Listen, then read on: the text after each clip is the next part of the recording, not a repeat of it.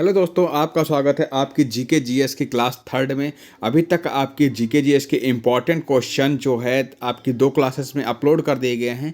ये GK GS की आपकी तीसरी क्लास है। इसमें आपके 25 क्वेश्चंस सिलेक्टेड क्वेश्चंस लिए गए हैं जो आपके एग्जाम्स में डायरेक्ट पेपर में क्वेश्चंस आपको देखने को यहाँ से मिलेंगे। तो हमने यहाँ पे 25 क्वेश्चंस लिए। 25 में से जिन विद्यार्थियों के 20 क्वेश्चन इस टेस्ट में सही हो रहे हैं तो समझ लीजिए उनकी तैयारी बहुत ही अच्छे लेवल में चल रही है। ठीक है, अगर आप यहाँ पे 20 क्वेश्चन सही कर रहे हैं तो यानी कि आप जो वहाँ पे पेपर में अटेम्प्ट करेंगे तो आप मान लीजिए कि 22 प्लस मार्क्स वहाँ पे लेके आएंगे। तो आइए दोस्तों, हम सॉल्व करते हैं क्वेश्चंस को सॉल्व करने से पहले बता दें दोस्तों, जितने विद्यार्थी नए हैं चैनल को सब्सक्राइब नहीं किए तो प्लीज़ आप लोग चैनल को सब्सक्राइब अवश्य करें और अपने दोस्तों को शेयर करना बिल्कुल ना भूलें और वीडियो को लाइक करना बिल्कुल ना भूलें। तो देखिए दोस्तों, आते हैं हम फर्स्ट क्वेश्चन पे। फर्स्ट क्वेश्चन में देखेंगे, आपको अगर किसी भी क्वेश्चंस का आंसर आ रहा है तो कमेंट बॉक्स में अवश्य बताएं। दोस्तों फर्स्ट क्वेश्चन है आपका स्क्रीन पे कि मध्य प्रदेश में फसल काटने और जलाने की प्राचीन कृषि पद्धति जिसमें किसान भूमि का एक टुकड़ा साफ करते हैं और अनाज और अन्य खाद्यान्न पदार्थों का उत्पादन करते हैं, किस नाम से जानी जाती है। तो दोस्तों ये जो है आपकी फसल आपको किस नाम से जानी जाती है, ये आपकी बेरवा के नाम से जानी जाती है। बेवार के नाम से, कौन सी? बेवार के नाम से जानी जाती है। Option number D. दोस्तों आपको इस तरीके से क्वेश्चंस आपका एनटीए जो है सेम टू सेम इसी तरीके से क्वेश्चंस आपका पूछता है। ऐसा लगता है कि हमने इस क्वेश्चंस को कहीं ना कहीं पढ़ रखा है, लेकिन जब हमें आंसर लगाना होता है वो आंसर हमसे क्या हो जाता है, गलत हो जाता है। ठीक है, काफ़ी बच्चे बेलर लगा देंगे तो ये गलत हो जाएगा। इसमें दो में ज़्यादा कन्फ्यूजन रहता है, तो ये आप हमेशा ध्यान रखिएगा, ये आपका राइट आंसर रहेगा कि बेवार। ठीक है, बेवार। ऑप्शन नंबर डी करेक्ट हो जाएगा। नेक्स्ट क्वेश्चन नंबर सेकंड की बात कर लें। क्वेश्चन नंबर सेकंड है दोस्तों आपका, आपकी स्क्रीन पे है कि कौन सा मौर्य स्तंभ शिलालेख भारत के सुदूर पूर्व भाग में स्थित है। तो दोस्तों ये आपका जो शिलालेख है ये आपके सारनाथ में स्थित है। ऑप्शन नंबर बी करेक्ट हो जाएगा। ऑप्शन नंबर बी करेक्ट हो जाएगा। नेक्स्ट क्वेश्चन आपकी स्क्रीन पे क्वेश्चन नंबर थर्ड है। क्वेश्चन नंबर थर्ड में देखो दोस्तों, बताना है इसमें आपका नीचे दिए गए 4 युग्म में से कितने युग्म सही सुमेलित हैं। ठीक है, तो यहाँ पे कितने युग्म सही सुमेलित हैं ये आपको छांटना है। तो इसके अकॉर्डिंग आपको यहाँ पे अगर आपको अनुसंधान, ठीक है, अनुसंधान और शहर अगर आपको आते हैं कौन सा अनुसंधान किस शहर में है तो आप गलत नहीं करेंगे।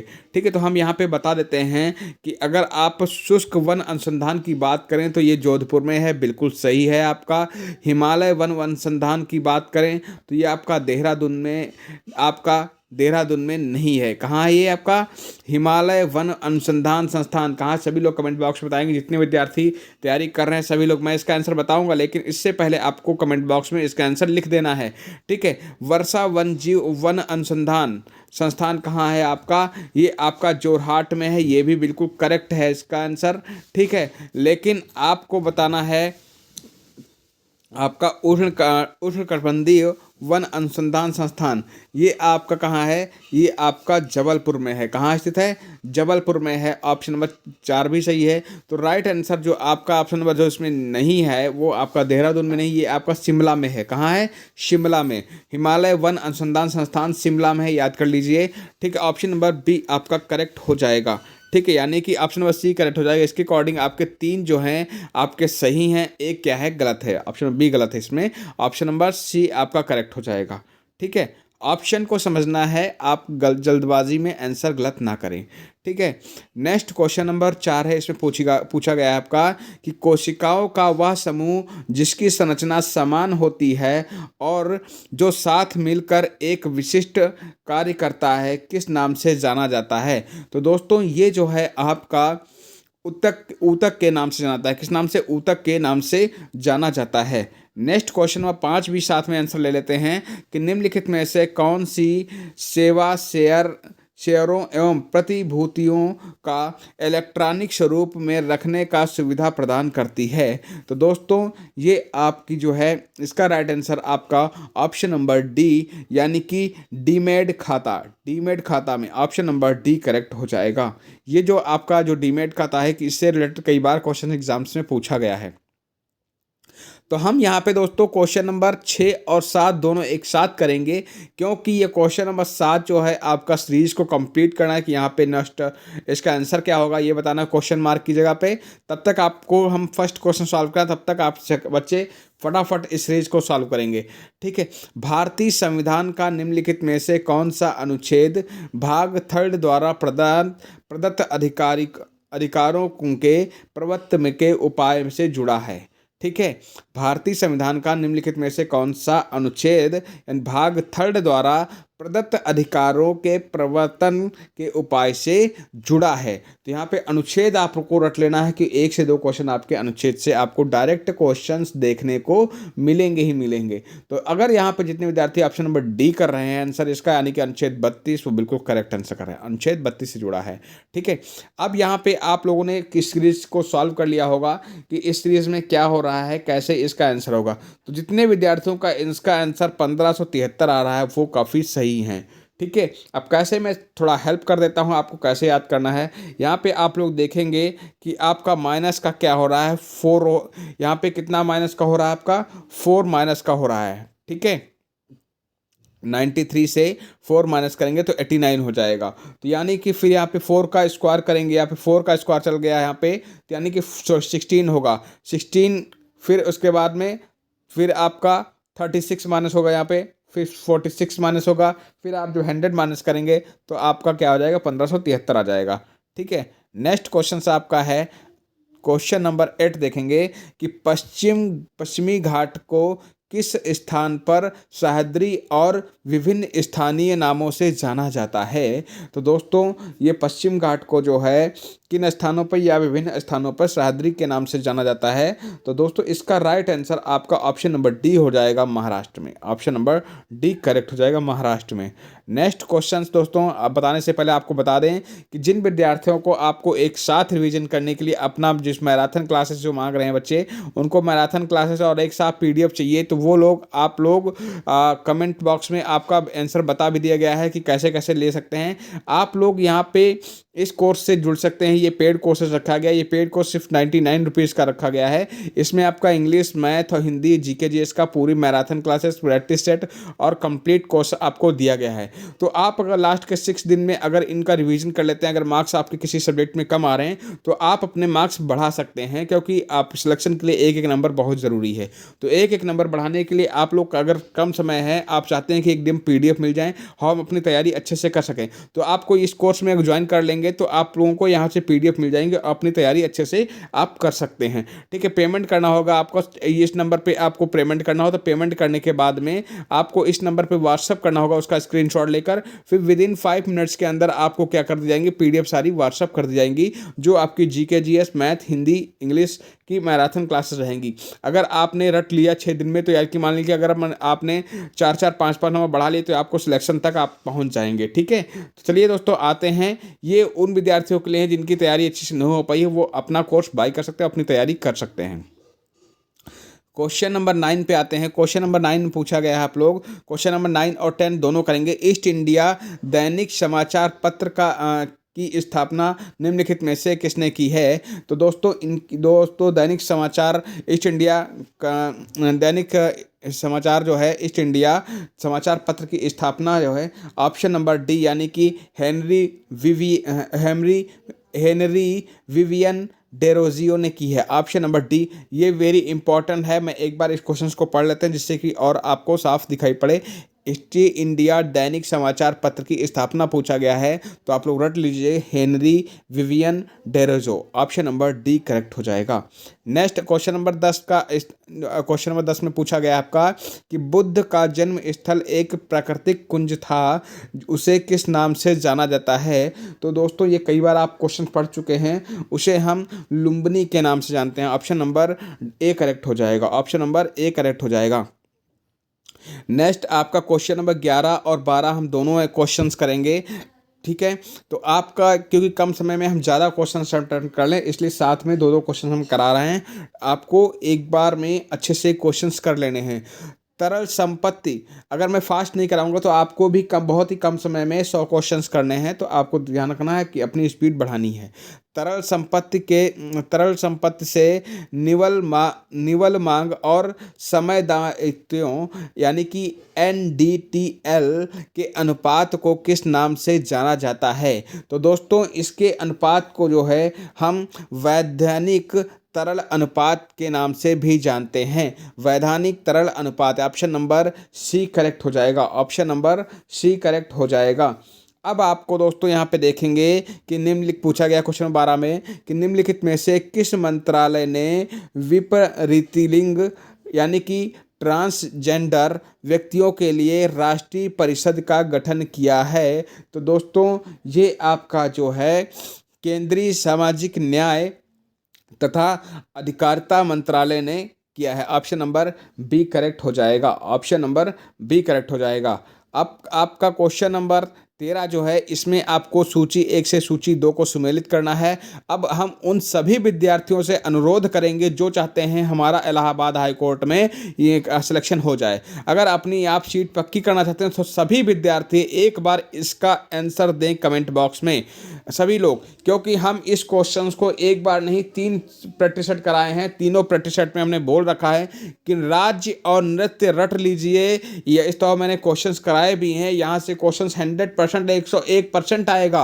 एक नंबर आपका यहाँ से पक्का है। अगर जिन विद्यार्थियों ने नहीं किया है तो समझ लीजिए वो अपनी तैयारी के प्रति सीरियस नहीं है। तो सभी विद्यार्थी जो है इसका आंसर देंगे। क्वेश्चन नंबर 13 का आंसर देंगे। हम मैचिंग करा रहे हैं, यहाँ पे सभी लोग मैच करें। क्या ये आंसर इसी तरीके से आप लोग मैच कर रहे थे? ठीक है, काफ़ी बच्चों ने आंसर दिया है, सही दिया है, लेकिन काफ़ी बच्चे गलत कर रहे हैं। तो आप सभी लोग मैच करिएगा कि भारतनाट्यम किस राज्य का आपका नृत्य है? तो भारतनाट्यम जो है तमिलनाडु से, अगर मैचिंग कर रहे हैं तो बिल्कुल सही है। कुचिपुड़ी आपने रट रखा है। कुचिपुड़ी कहाँ का है? आंध्र प्रदेश। कुचिपुड़ी कहाँ का है? आंध्र प्रदेश। फिर सात्रिया काफ़ी नया लग रहा है, लेकिन नया नहीं है, कई बार एग्जाम्स में आ चुका है। ये सात्रिया नृत्य है आपका, ये कहाँ होता है? ये असम में होता है। कहाँ होता है? असम में होता है। और कथक आपका उत्तर प्रदेश में होता है। कहाँ होता है? उत्तर प्रदेश में होता है। तो इसके अकॉर्डिंग जो मैचिंग आप लोग कर रहे हैं, ऑप्शन नंबर डी करेक्ट हो जाएगा। ऑप्शन नंबर डी करेक्ट हो जाएगा। नेक्स्ट क्वेश्चन नंबर 13, 14 और 15 करेंगे हम लोग कि लॉन टेनिस की गेंद का मानक वजन कितना होता है? जो लॉन टेनिस में गेंद का वजन होता है, मानक वजन कितना होता है? तो दोस्तों लोग सभी लोग जुबान पे रट लीजिएगा। जो लॉन टेनिस का मानक गेंद का वजन होता है वो 56 से लेकर 59.4 ग्राम होता है। ठीक है, यानी कि 56 से लेकर आपका 59.4 ग्राम का होता है। ऑप्शन नंबर डी करेक्ट हो जाएगा। ठीक है, ऑप्शन नंबर डी करेक्ट होगा। नेक्स्ट क्वेश्चन नंबर 15 में पूछा गया है निम्नलिखित में से किस एक्सप्रेस वे का नाम बदलकर अटल बिहारी वाजपेयी के नाम पर रखा गया है? Very important question, current affair से क्वेश्चन है। आप लोग इसको रटिए या स्क्रीनशॉट ले लीजिए, आज याद कर लीजिए। इस तरीके से क्वेश्चन आपको एग्जाम्स में देखने को मिलेंगे और एनटीए जरूर पूछता है। ठीक है, तो यहाँ पे दोस्तों 15 नंबर क्वेश्चंस का जितने भी विद्यार्थी आंसर ऑप्शन ऑफ बी कर रहे हैं, यानी कि ग्वालियर चंबल एक्सप्रेसवे का नाम बदलकर अटल बिहारी वाजपेयी के नाम पे रखा गया है। ठीक है, ऑप्शन नंबर बी करेक्ट हो जाएगा। नेक्स्ट क्वेश्चन नंबर 16 पूछेंगे आपका। हाँ, क्वेश्चन नंबर 16, कोई दिक्कत नहीं दोस्तों, आपका थोड़ा मिसप्रिंट हुआ है यहाँ पे, लेकिन हम पढ़ के सुना रहे हैं, आप लोग गलती नहीं करना है।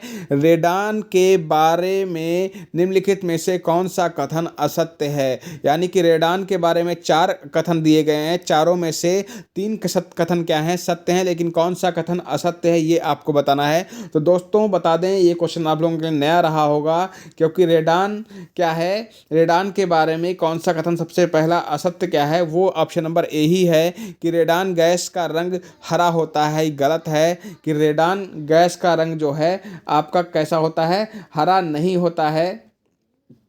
ये आपका असत्य है। रेडान गैस जो है वायुमंडल में आपकी ये नहीं पाई जाती है, ठीक है। रेडान गैस आप लोग समझेंगे, एक ये रंगहीन गैस है। कैसी गैस है? रंगहीन गैस है, ठीक है। इसका रंग हरा नहीं होता। ऑप्शन नंबर आपका ए करेक्ट हो जाएगा। असत्य पूछा गया तो असत्य है। और ये तीन आपके क्या है? कथन सत्य हैं। रेडान एक प्राकृतिक रूप से घटित रेडियोधार्मिक गैस है। रेडान के कारण फेफड़ों तक का कैंसर हो सकता है, ठीक है। रेडान गैस के कारण फेफड़ों में कैंसर हो सकता है। और रेडान गैस अक्रिय होती है। कैसी होती है? अगर आपसे पूछा जाए कि रेडान गैस कैसी होती है, रेडान गैस अक्रिय होती है, सक्रिय नहीं होती है, ठीक है। आप इसके अकॉर्डिंग ऑप्शन नंबर आपका ए करेक्ट हो जाएगा, ठीक है। नेक्स्ट क्वेश्चन नंबर 17 देखेंगे। दोस्तों आप लोग कमेंट बॉक्स में जरूर बताइएगा कि आपको ये प्रैक्टिस सेट कैसे लग रहे हैं। हम क्वेश्चन चाहे मैराथन से कराएं या फिर आपको छोटे छोटे क्लासेस में प्रोवाइड कर दें, क्योंकि मैराथन में काफ़ी बच्चे सारे क्वेश्चंस नहीं पढ़ पाते हैं, बोरिंग महसूस करते हैं। तो हम 25-25 क्वेश्चंस की क्लासेस करा रहे हैं। उन्हीं क्लासेस को आप फटाफट रिवीजन करना है, ठीक है। हाँ, 1928 में वल्लभ भाई पटेल ने किस स्थान पर किसान आंदोलन का नेतृत्व किया था? तो दोस्तों ये आपके ऑप्शन नंबर डी यानी कि बारदौली में किया था। ऑप्शन नंबर डी करेक्ट हो जाएगा। नेक्स्ट क्वेश्चन नंबर 18 में है, भारत में राष्ट्रीय जनसंख्या आयोग की स्थापना कब की गई थी? तो भारत में दोस्तों राष्ट्रीय जनसंख्या आयोग की स्थापना जो है 11 मई सन 2000 में की गई थी। ऑप्शन नंबर ए करेक्ट हो जाएगा। नेक्स्ट आपका क्वेश्चन नंबर 19 देखेंगे। क्वेश्चन नंबर 19 में पूछा गया आपका कि बनारस पार्वती, हाँ बनारस पार्वती यानी कि पार्वती और काली सिंध किस नदी की सहायक नदियां हैं? तो दोस्तों ये जो है तीन नदियां किस नदी की सहायक नदियां हैं? ये आपकी चंबल की नदी की हैं सहायक नदियां। ऑप्शन नंबर सी करेक्ट हो जाएगा। ऑप्शन नंबर सी करेक्ट हो जाएगा। आप क्वेश्चन नंबर 20 को दोस्तों बता दें, इसमें आपको चित्रकारी और राज्य, आपकी कौन सी चित्रकारी किस राज्य से संबंधित है, ये आपको मैचिंग करना है। तो जितने विद्यार्थी इसका आंसर आता है कमेंट बॉक्स में ज़रूर करें, क्योंकि आपको पता है कि एनटीए ने जो प्रीवियस ईयर पेपर कराया था इस तरीके से ही कराया था, मैचिंग के थ्रू आपका पेपर हुआ था। तो मधुबनी जो है आपका कहाँ हुआ था? बिहार में हुआ था। कहाँ हुआ था? बिहार में हुआ था। लेपाक्षी की बात कर लें तो ये आपका आंध्र प्रदेश का चित्रकारी है, आंध्र प्रदेश राज्य की चित्रकारी है। फिर पट्टचित्री उड़ीसा की है। कहाँ की है? पट्टचित्री उड़ीसा की। और बराली अभी आपकी बताया था महाराष्ट्र की है। ऑप्शन नंबर इसके अकॉर्डिंग आपका ऑप्शन नंबर डी करेक्ट हो जाएगा। ऑप्शन नंबर डी करेक्ट हो जाएगा। नेक्स्ट क्वेश्चन नंबर 21 और 22, यहाँ पे दोस्तों आपको 21 और 22 दोनों के आंसर करने हैं, ठीक है।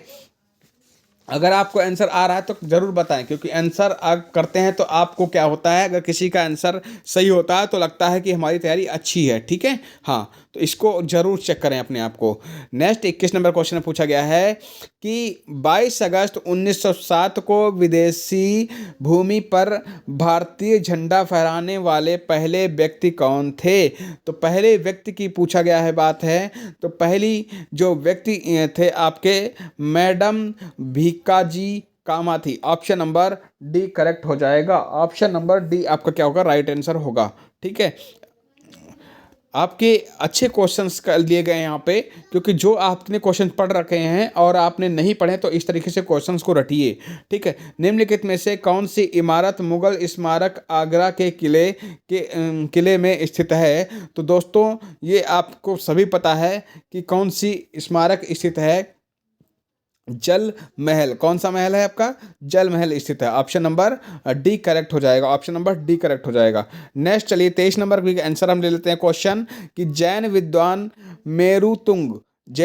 मेरुतिंग ने किस वर्ष में प्रबंध चिंतामणि का संकलन किया था? तो दोस्तों ये जो है सन 1304 ईस्वी में। ऑप्शन नंबर ए करेक्ट हो जाएगा। ऑप्शन नंबर ए करेक्ट हो जाएगा, ठीक है। अब आपको नेक्स्ट क्वेश्चन नंबर 24 का आंसर देना है और क्वेश्चन नंबर 25, हम दोनों क्वेश्चंस दिखा रहे हैं यहाँ पे। क्वेश्चन नंबर 24 पूछा गया है कि घन मीटर यानी कि मीटर क्यूब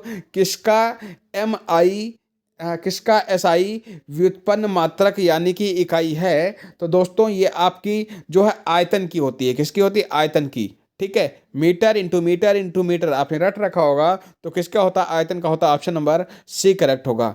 नेक्स्ट आपका क्वेश्चन नंबर 25 में पूछा गया है, आपको इस सीरीज को कंप्लीट करना है कि इस सीरीज में किस प्रकार 90 से 110 बना है, उसी प्रकार आपका 240 से क्या बनेगा।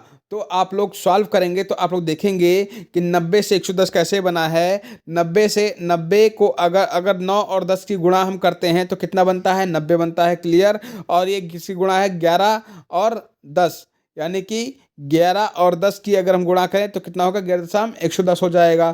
तो इसी तरीके से अगर हम 15 और 16 की गुणा करेंगे, 15 और 16 की गुणा करेंगे, कितना हो जाएगा आपका, कितना हो जाएगा, 15 और 16 की गुणा करेंगे तो 240 हो जाएगा। और 15 में अगर 2 ऐड कर दें, यानी कि 17 और 16 की गुणा करेंगे तो कितना आ जाएगा आपका, 272 आ जाएगा। 272 आपका क्या होगा, इसका राइट आंसर होगा। नहीं समझ में आया तो मैं फिर से समझाता हूँ इस क्वेश्चन को, फिर से मैं एक्सप्लेन कर दे रहा हूँ कैसे ऐसे क्वेश्चन को करते हैं, हम पूरा लिखित में बता दे रहे हैं कि दोस्तों देखिए कि यहाँ पे आपका 90 दिया गया है और 110 दिया गया है, क्लियर। अब फिर 240 दिया गया है। अब इसमें आपको क्या करना है कि अगर हम देखो 90 कैसे, 90 किसका मल्टीप्लिकेशन है, तो हम देख लेंगे कि 90 और अगर 10 की गुणा करें, ठीक है, तो कितना मिल जा रहा है, 90 मिल जा रहा है, क्लियर। और अगर 9 में हम 2 जोड़ते हैं तो कितना होगा, यहाँ पे 11 होगा। 9 में 2 जोड़ेंगे 11 होगा, 11 में अगर 10 की गुणा करें तो कितना हो जाएगा, 110 होगा। तो सेम टू सेम यही प्रोसेस चलेगा। तो यहाँ पे देखेंगे आपका कि 240 यानी कि 15 और 16 की अगर गुणा करें हम तो कितना हो जाएगा, 15 और 16 की गुणा करें 240 हो जाएगा। और अगर 15 में हम 2 जोड़ दें तो कितना हो जाएगा, 17 हो जाएगा। 17 में अगर 16 की गुणा कर दें तो कितना आएगा आपका, 272 आ जाएगा। कितना आ जाएगा, 272 आपका, ये आपका राइट आंसर हो जाएगा। तो सभी दोस्तों बताएंगे कि ये क्लास आपकी कैसी लगी। ये पीडीएफ आप जो लेने के लिए क्या करेंगे, आप लोग इस पेड ग्रुप से जुड़ जाइए, पेड ग्रुप से जुड़ जाएंगे, वहाँ से पीडीएफ भी आपको मिल जाएंगी, जिससे आप अपने एग्जाम तक आप रिवीजन कर सकते हैं।